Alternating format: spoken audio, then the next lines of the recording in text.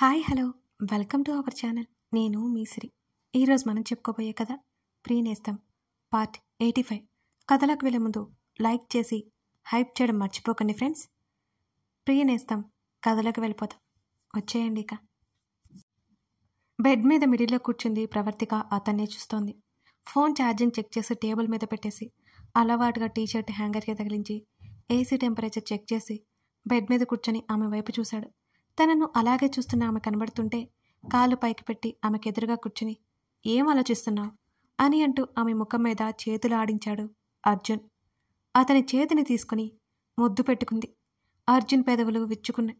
ముందుకు వంగి ఆమె పెదవుల మీద ముద్దెడుతుంటే అప్రయత్నంగా అతని ఛాతీ తడుముతోంది ప్రవర్తిక. ఆమెను వెనక్కి తిప్పి ఓడిలో కూర్చోబెట్టుకున్నాడు. అతని వెచ్చటి కౌగిలి ఆస్వాదిస్తోంది ఆమె. ఆమె వీపు మీదకు ఉన్న జడని ముందుకు వేస్తూ ఈ మధ్య చాలా అందంగా కనబడుతున్నావు అని ఆమె భుజం దగ్గర పవిటిని నోటితో కిందకి జార్చాడు అతను. అప్పటికే అతని చేతులు ఆమె శరీరాన్ని కొలుస్తున్నాయి. అతని మాటలకి బుగ్గలు ఎర్రబడగా అతని చేతులకి శరీరం పరవశిస్తోంది. ఆమె వీపు మెడ అంతా అతని పెదవుల స్పర్శకి పులకరిస్తున్నాయి. ఆమెను బెడ్ మీదకి చేర్చి బరువు పడకుండా ఆమె మీదకి చేరాడు అతను. చీర చెదిరి బెడ్ కిందకి జారిపోయింది. ఆమె మెడ దిగువగా అతని పెదవులు ప్రయాణం సాగుతూ ఉంటే హృదయానికి చేతులు అడ్డు పెట్టుకుంది ప్రవర్తిక. ఆమె చేతుల మీద నిమురుతూ మెల్లిగా వాటిని పక్కకు తప్పించి ఆమె హృదయం మీద పెదవులతో ప్రేమలేఖలు రాస్తున్నాడతను. అతన్ని హత్తుకుంది.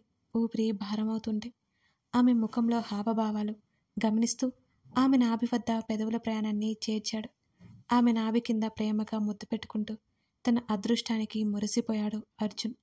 ఆమె అందాల్ని గాలి కూడా చూడ్డానికి వీలు లేకుండా లైట్ ఆఫ్ చేసేశాడు. ఆమె నాభి చుట్టూ ఎన్నో రాతలు రాస్తున్నాడు. ఆమె నుంచి వస్తున్న సన్నటి నిట్టూర్పులు అతని ప్రేమ చిరునవ్వుతో పాటు మోహాన్ని కూడా తెచ్చేశాయి. సున్నితంగా మరోసారి ఆమె పెదవుల మీద ముద్దాడి మళ్ళీ మళ్ళీ ఆమె శరీరం మీద పెదవుల గుర్తులు అద్దుతూ మరింత సున్నితమైన ఆమె వాడైపోయాడతను. అలసిన కన్నులతో చిరునవ్వుతో చూస్తున్న ఆమె నుదుటిన ముద్దు పెడుతూ ప్రణయపు యుద్ధం ముగించాడతను. అతనికి దగ్గరగా జరిగి అతన్ని పెనవేసుకుని కళ్ళు మూసుకుంది ప్రవర్తిక. సరిగ్గా 2 రోజుల తర్వాత పరశురాం ఆరోగ్యం బాగోలేక జైల్లోనే చనిపోయినట్టు న్యూస్లో వచ్చింది. ఆ విషయం నీలిమకి ప్రవర్తికకి తెలియనివ్వలేదు అర్జున్ ప్రణయ్ ఇద్దరు. పరశురాం చనిపోయిన న్యూస్ చూడగానే గుండె గుబేలు మంది జయేంద్రకి. ఇన్ని రోజులు పరశురాం ఎక్కడెక్కడో దాక్కుని ఉంటాడని ఎక్స్పెక్ట్ చేసిన జయేంద్రకి పరశురాం చనిపోయాడని తెలియగానే కాళ్ళు చేతులిగా ఆడనే లేదు. తన గురించి పోలీసులకు ఏదైనా ఇన్ఫర్మేషన్ ఇచ్చి ఉంటాడేమోనని కంగారు పడిపోయాడు జయేంద్ర. కానీ ఇన్ఫర్మేషన్ ఇస్తే పోలీసులు ఈ పాటికి వచ్చేవాళ్ళే. దాని ప్రకారం ప్రస్తుతం ఇబ్బంది లేదని ఫీల్ అయ్యాడు. నిజానికి పరశురాంని భూమి మీద లేకుండా చేయాలని కూడా అనుకున్నాడు జయేంద్ర. తన గురించి తెలిసిన వాళ్ళని అడ్డు తప్పించాలనే ప్లాన్లో ఉండగా ఈ న్యూస్ తెలిసిపోయింది. అర్జున్ పరశురాం అలా అవ్వడానికి కారణమని జయేంద్ర అర్థం చేసుకున్నాడు. అర్జున్కి ఇంకా తన గురించి తెలియదు. తన దాకా రాడనే ఆలోచనలో ఉన్నాడు జయేంద్ర. మెల్లిగా జయేంద్ర నాశనానికి అర్జున్ పునాదులు తవ్వుతున్నాడని ఏమాత్రం జయేంద్రకి తెలియదు. ఒక పక్క జయేంద్ర తప్ప రాగిని పెళ్లి కోసం అందరూ ఢిల్లీ వెళ్లారు. ఒక్కరోజు ఒక్కొక్క కంప్లైంట్ హాస్పిటల్ పేరు మెల్లిగా పోయేలా చేస్తుంటే జయేంద్రకి ఏమీ అర్థం కాలేదు. జయేంద్ర వెళ్ళకపోవడానికి అవే కారణమయ్యాయి. తన అన్నయ్య మరణానికి బాధపడుతున్నాడు శంకరం. అలాంటి అన్నయ్య బ్రతక్కపోవడం మంచిది గాని కాసేపటికి కుదుటపడ్డాడు. అక్షరని హాస్టల్లో జాయిన్ చేయించాడు అర్జున్ ప్రణయ్ ద్వారా. అక్షర చదువు ఒకే సంవత్సరం మిగిలి ఉండడంతో ఆమెను అలా ఊరికే వదిలేయలేక చదువుకునే ఏర్పాట్లు చేశారు. ప్రవర్తికకి 7వ నెల జరుగుతోంది. ప్రణయ్ లోహిత గురించి కూడా ఆలోచిస్తే బాగుంటుందని భర్తతో చెప్పింది కామాక్షి. ఆ విషయాన్ని ప్రణయ్కి చెప్పారు. ఆ విషయాన్ని చెల్లికి బావకి చెప్పాలని ఫోన్ చేశాడు ప్రణయ్. బావా అని సంతోషంగా పిలిచాడు ప్రణయ్. మెల్లిగా మాట్లాడరా బాబు అని అర్జున్ అంటుంటే స్పీకర్ ఆన్ చేసి పక్కనే కూర్చుని ప్రవర్తిక వింటోంది. నాకు పెళ్లి చూపులు అయిపోయాయి. త్వరలోనే పెళ్ళి. నీ పెళ్ళికి నేను ఎలాగో లేను. నా పెళ్ళికైనా నువ్వు దగ్గరే ఉండాలిరా అని అన్నాడు ప్రణయ్ దెప్పి పొడుస్తూ. అన్నయ్య అని చిన్నగా కసురుకుంది ప్రవర్తిక. అప్పటివి తలుచుకుని అర్జున్ బాధపడతాడేమోనని ఆమె బాధ. ఆ మాటల్ని అర్థం చేసుకుంటూ చిన్నగా నవ్వుకుని, ఇంకో 4 నెలలు పోస్ట్ పని చేయి, నా బంగారం కూడా నీ పెళ్ళికి వస్తుంది అని ప్రవర్తిక తల నిమురుతూ అని అన్నాడు. అప్పటికే ఇంకో 4 నెలలు టైం పడుతుంది బావా, అప్పటి వరకు వెయిట్ చేయాలంటే కష్టం అని బిక్కమొహం వేశాడు ప్రణయ్. ప్రణయ్ మాటలకి అర్జున్ ప్రవర్తిక నవ్వేశారు. నీ ఇష్టంరా అని అన్నాడు అర్జున్. కంగారు పడకండి, అప్పుడప్పుడే పెళ్లి చేసుకోవట్లేదు, ఇంకో 5-6 నెలల తర్వాతే జరుగుతుంది. ఈలోపు లోహిత కోచింగ్ అంటోంది జాబ్ కోసం అని అన్నాడు ప్రణయ్. గుడ్, అమ్మాయిలు చదువుకోవాలి, తన కాళ్ళ మీద తను నిలబడేలా ఉండాలి, ఎవరికీ భయపడకూడదు అని చెప్తూ తన సతీమణి వింటున్న సంగతి మర్చిపోయాడు అర్జున్.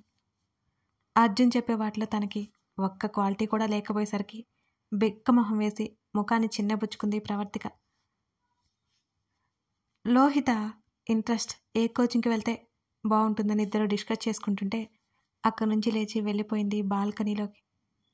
ఆయనకి చదువుకున్న వాళ్ళు, ధైర్యంగా ఉండేవాళ్ళు, ఉద్యోగం చేసేవాళ్ళే ఇష్టం అంటే, కానీ నాకేం తెలియదు, అందుకే రక్ష కూడా నచ్చి ఉంటుంది. మరి నేనేలా నచ్చాను? ప్రేమించండి ప్రేమించండి అని వెంటపడ్డాను కదా, అందుకే నేనంటే ఇష్టమా? చచ్చా, నేనేంటి ఇలా ఆలోచిస్తున్నాను? మా ఆయన బంగారం, ఏ రోజున నన్ను తక్కువ చేసి చూడలేదు, నేనంటే ఎంతో అపురూపం అని నెగిటివ్ థాట్స్ వస్తుంటే వాటిని పాజిటివ్ థాట్స్గా మార్చేసుకుంది ప్రవర్తిక. బేబీ బంప్ మీద చేయి వేసి, నాలా ఉండకే నువ్వు, దేనికి భయపడకుండా ధైర్యంగా ఉండాలి, బాగా పెద్ద పెద్ద చదువులు చదువుకోవాలి, నా లక్షణాలు అసలు తెచ్చుకోకే అని ఇంకా బయటికి రాని తన కూతురికి హితబోధ చేస్తోంది ప్రవర్తిక. సరిగ్గా అదే సమయంలో వచ్చిన అర్జున్ ఆమె మాటలు విని నవ్వుతూ ఆమె పక్కన కూర్చున్నాడు. దెబ్బకి సైలెంట్ అయింది. ఏంటి ఆపేశావు, మాట్లాడు అన్నాడు. ఏం లేదు అని కంగారుగా తల ఊపింది. అప్పటి వరకు ఇక్కడ ఏం మాట్లాడుతున్నావు, ఏం చేస్తున్నావు, ఏదో మాట్లాడుతూ ఉన్నావు కదా అన్నాడు అర్జున్. అదేం లేదు, నేనేం మాట్లాడతాను, మామూలుగానే మాట్లాడుతున్నా అంతే, ఇంకేం లేదు అని దబాయించింది.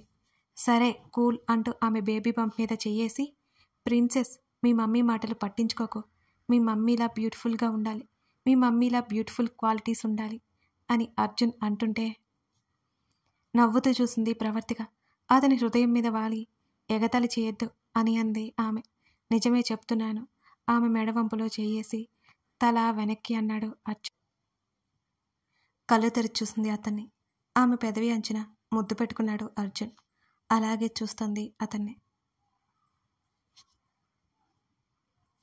నువ్వే కావాలి, జీవితాంతం నువ్వే ఉండాలి నా తోడుగా, అర్థమైందా?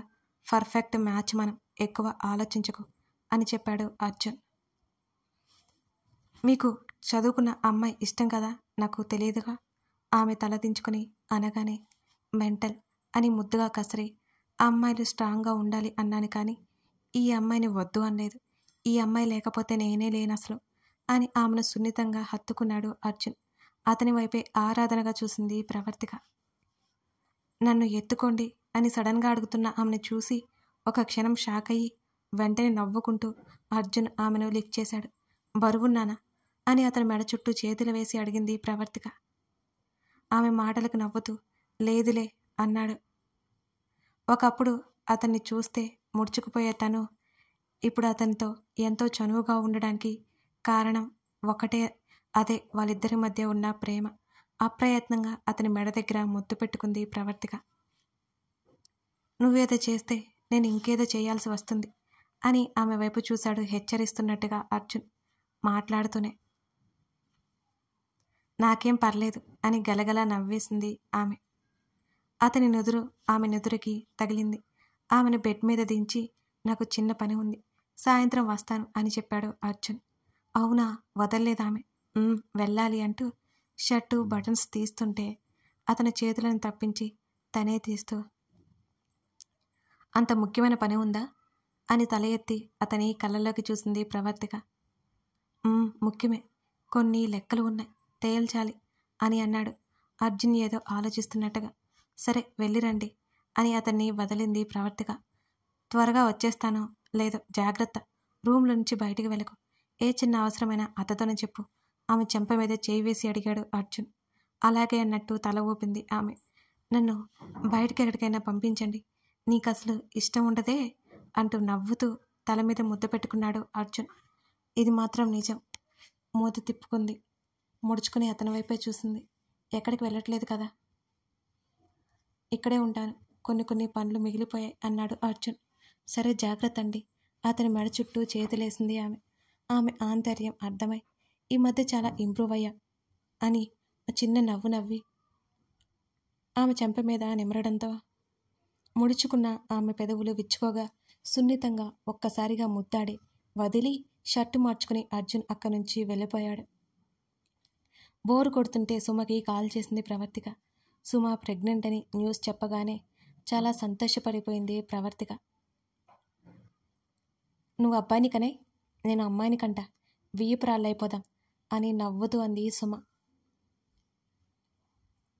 లేదు సుమ, నాకు అమ్మాయి కావాలి.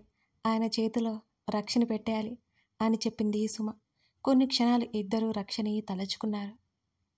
ఇప్పుడు ఎలా? నేను అబ్బాయిని కంటే నీ కూతురు కంటే వయసులో చిన్నవాడైపోతాడే, ఎలా ఎలా ఆలోచిస్తున్నట్టు మాట్లాడింది సుమ. సుమ మాటలకు నవ్వేసి, పెళ్లి చేసుకోకపోతే ఏం, ఫ్రెండ్స్ అవుతారు మీలాగా అంది ప్రవర్తిక. నిజమే. సుమ కూడా నవ్వేసింది. తన పెళ్లి జరిగి 3 సంవత్సరాల తర్వాత పిల్లలు పుట్టబోతున్నారని సుమ చాలా సంతోషంగా ఉంది. అజయ్ రాగినిల ఎంగేజ్మెంట్కి ఘనంగా ఏర్పాట్లు జరిగాయి. ఇన్విటేషన్ వచ్చింది అర్జున్కి. అక్కడికే బయలుదేరాడు. ఎడమొహం పెడమొహం పెట్టుకుని స్టేజ్ మీద ఉన్నారు రాగిని, అజయ్. అజయ్ ఎంత నచ్చజెప్తున్నా రాగిని వినడం లేదు అసలు. ఇంకేం చేయలేక అజయ్ కూడా మౌనంగా ఉన్నాడు. అజయ్ వాళ్ళనే చూస్తూ చైర్లో కూర్చున్నాడు అర్జున్. అప్పటికే ఎంగేజ్మెంట్ చివరికి వచ్చేసింది. ఒక్కొక్కరు భోజనానికి నిష్క్రమిస్తున్నారు అక్కడి నుంచి. అర్జున్ డైరెక్ట్గా ఆకాష్ మిత్ర దగ్గరికి వెళ్ళాడు. ఆయనతో మాట్లాడాడు. అర్జున్ని అజయ్కి పరిచయం చేయడానికి వాళ్ళ దగ్గరికి తీసుకువెళ్ళాడు ఆకాష్ మిత్ర. అప్పటికి రాగిని అజయ్ ఏదో తిట్టుకుంటున్నారు మెల్లిమెల్లిగా. అజయ్ అంటూ తండ్రి పిలవగానే ఇద్దరూ సైలెంట్ అయిపోయి ఆకాష్ వైపు చూశారు. తన మామయ్య పక్కన అర్జున్ని చూసి షాక్ అయిపోయింది రాగిని. అయితే అర్జున్ ఎవరో తెలియక ఎవరో అన్నట్టు చూశాడు అజయ్. అజయ్, ఇతని పేరు అర్జున్. అర్జున్, వీడి నా కొడుకు అజయ్ అని అర్జున్ గురించి అజయ్కి ఇంట్రడ్యూస్ చేశాడు ఆకాష్. హాయ్ అంటూ చెయ్యి చాపాడు అజయ్ షేక్ హ్యాండ్ కోసం అన్నట్టుగా. అజయ్ చేతిని అందించి చిన్న నవ్వు నవ్వాడు అర్జున్. అర్జున్ని అక్కడ ఏమాత్రం ఊహించని రాగిని అయితే ఇంకా షాక్తో బిగుసుకుపోయి చూస్తోంది. తను రాగిని, నా మేనకోడలు, ఇప్పుడు కోడలవ్వబోతుంది అని అన్నాడు ఆకాష్. రాగిని వైపు చూసి నవ్వాడు చిన్నగా. ముఖం మీద నవ్వు పులుముకుని లోపల కంగారు పడుతోంది రాగిని. ఆకాష్ని ఎవరో పిలవడంతో వాళ్ళని మాట్లాడుతూ ఉండమని చెప్పి వెళ్ళిపోయాడు. కరుణ ఎక్కడ అర్జున్ని చూస్తుందేమోనని, అజయ్ పద, అర్జున్ మీరు కూడా అని తొందర చేసింది రాగిని. ఓకే అన్నట్టు భుజాలు కదిలించాడు అర్జున్. అజయ్ అయితే అయోమయంగా చూశాడు వాళ్ళ వైపు. కరుణ పిలుస్తున్నా వినిపించుకోకుండా అజయ్ చేతిని పట్టుకొని మరో చేత అర్జున్ని పట్టుకుని గదిలోకి పరిగెత్తింది రాగిని. ఫంక్షన్ అయిపోయింది కదా, వెళ్ళనివ్వు అని అజయ్ వాళ్ళ అమ్మ అనడంతో వాళ్ళని వదిలేసి పక్కకు వెళ్ళిపోయింది కరుణ. ఏయ్ మెంటల్, ఏం చేస్తున్నావు అని విసుగ్గా అడిగాడు అజయ్. అజయ్ మాటల్ని ఏమాత్రం పట్టించుకోకుండా అర్జున్ మీరేంటి ఇక్కడ అని కంగారుగా అడిగింది రాగిని. ఇన్విటేషన్ వచ్చింది, వచ్చాను అంటూ అజయ్ వైపు చూపు తిప్పాడు అర్జున్. అర్జున్ చూపు సీరియస్గా మారడం గమనించింది రాగిని. అర్జున్, అజయ్కి ఏం తెలీదు అని టక్కున చెప్పేసింది రాగిని. అప్పటికే అర్జున్ పిడికిట పట్టి అజయ్ ముఖం మీద కొట్టాడు. షాక్ అయిపోయి నోటి మీద చేయి వేసుకొని చూస్తోంది రాగిని వాళ్ళనే. నొప్పికి విలవిలాడుతూ అర్జున్ తనని కొట్టాడని తెలియగానే తిరిగి కొట్టడానికన్నట్టు చెయ్యెత్తాడు అజయ్. అజయ్ చేతులు వెనక్కి పట్టుకుని మడిచాడు. అజయ్ అరుస్తుంటే అతని నోటికి చెయ్యడ్డు పెట్టింది రాగిని. రాగిని వైపు ఉరిమి చూశాడు అజయ్. టక్కున చేతిని తీసేసింది. అజయ్ చేతిని అలాగే మడిచి ముందుకు తోశాడు. పడబోయి నిలదొక్కుని లేచి నిలబడి ఎందుకు కొడుతున్నావు అని అర్జున్ కొట్టబోతుంటే అజయ్ చెంపల మీద కొట్టేశాడు.